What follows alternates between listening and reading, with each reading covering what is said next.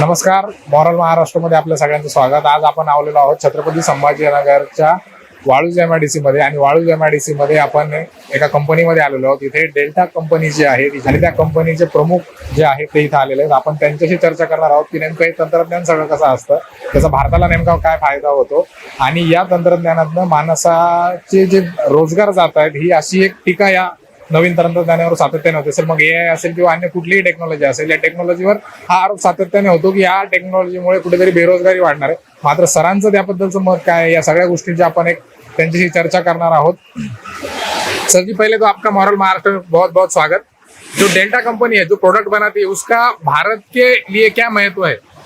जो delta company है, जैसा कि डेल्टा जो है वो ओरिजिनेट हुई है ताइवान से, तो 71 ईयर ओल्ड कंपनी है. और भारत के लिए अगर आप पूछोगे तो डेल्टा एक वो कंपनी है जिसने मेक इन इंडिया स्कीम के अंदर $500 मिलियन का इन्वेस्टमेंट डिसाइड कर लिया था आज से 7 साल पहले, और वो इन्वेस्टमेंट ऑन है. और हमारा जो नया एक प्लांट है जो ऑपरेशनल हो गया है कृष्णागिरी होसूर एरिया में, जिसमें हम दोनों तरीके से प्रमोट कर रहे हैं, टेक्नोलॉजी को ला रहे हैं, एम्प्लॉयमेंट के ऊपर हम ध्यान दे रहे हैं. तो हमारे लिए तो India is very very important country, और हम चाहते हैं कि इंडिया में ज़्यादा से ज़्यादा हम इन्वेस्टमेंट करें और आगे बढ़ें इसको.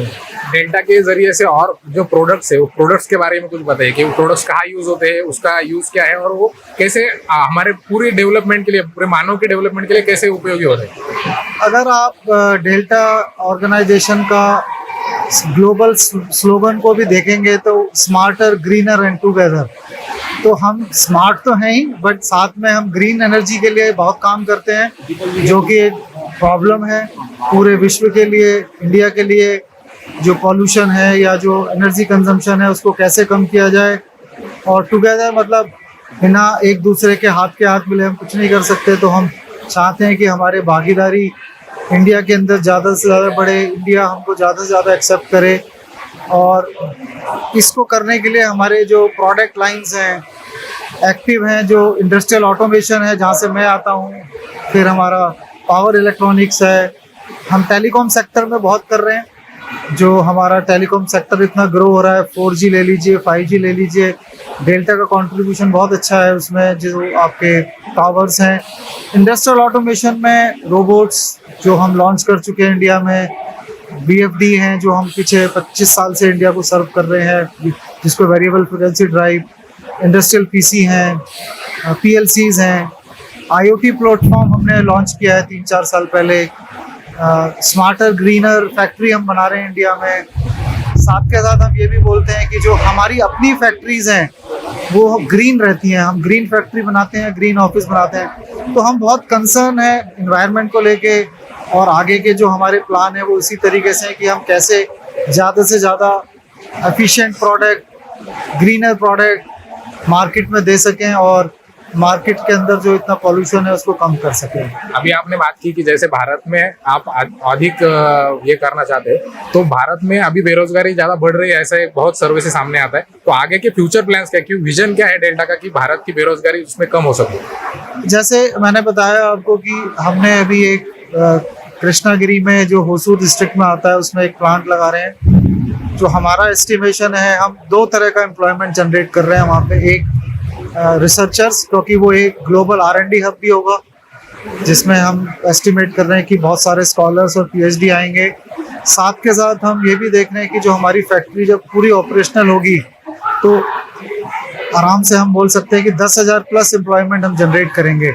और जब हम 10,000 प्लस एम्प्लॉयमेंट जनरेट करेंगे तो उसके अराउंड जो इकोसिस्टम बनता है वो मैं मान के चलता हूँ 3 से 4 गुना होता है, जिससे कि लोगों को और फैसिलिटी मिलती है, एम्प्लॉयमेंट मिलती है. तो वी आर फुली कमिटेड कि इंडिया में जितना से ज़्यादा हम एम्प्लॉयमेंट दे सकते हैं उतना दे रहे हैं. सर, एक तरफ ये बात है कि बेरोजगारी बढ़ रही है, आप बता रहे हैं कि हम रोजगार भी बढ़ाएंगे, मगर AI टेक्नोलॉजी अभी नहीं आई है. उसके पहले ये रोबोट हम ला रहे थे, तब से लेकर रोबोट से लेकर AI तक यही टेक्नोलॉजी के ऊपर एक बहुत बड़ा ब्लेम रहता है कि जब ये टेक्नोलॉजी आएगी तब रोजगार घटेंगे. तो ऐसा कुछ होता है कि क्या ट्रूथ क्या है इसमें? नहीं, ये बिल्कुल मिथ है, जिसमें मैं बोलता हूँ ये गलत धारणा है हमारे दिल के अंदर, दिमाग के अंदर, कि ऑटोमेशन आने से बेरोजगारी बढ़ती है. ऐसा कुछ भी नहीं है.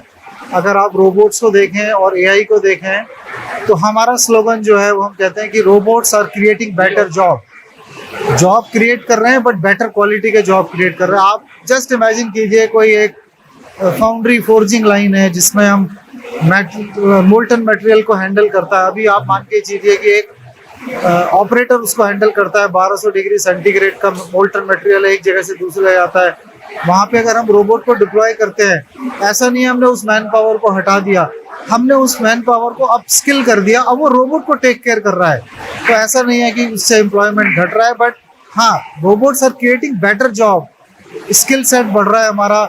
और साथ में क्या होता है कि जब हम ऑटोमेशन की तरफ जाते हैं तो हम क्वालिटी के ऊपर कंसिस्टेंसी लाते हैं, जिससे कि हमारे प्रोडक्ट की ग्लोबल एक्सेप्टेंस बहुत ज़्यादा बढ़ती है।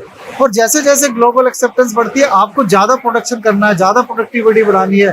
तो ज़्यादा प्रोडक्टिविटी बढ़ानी है तो इसका मतलब आपको और मैन पावर चाहिए काम करने के लिए, आपकी फैक्ट्री में और लोग चाहिए। जहाँ हम बैठे हैं, अगर आप इनसे ही आपका रेफरेंस लेंगे, जब इन्होंने स्टार्ट किया था 2 आदमी थे, आज ये ऑटोमेशन में सप्लाई कर रहे हैं।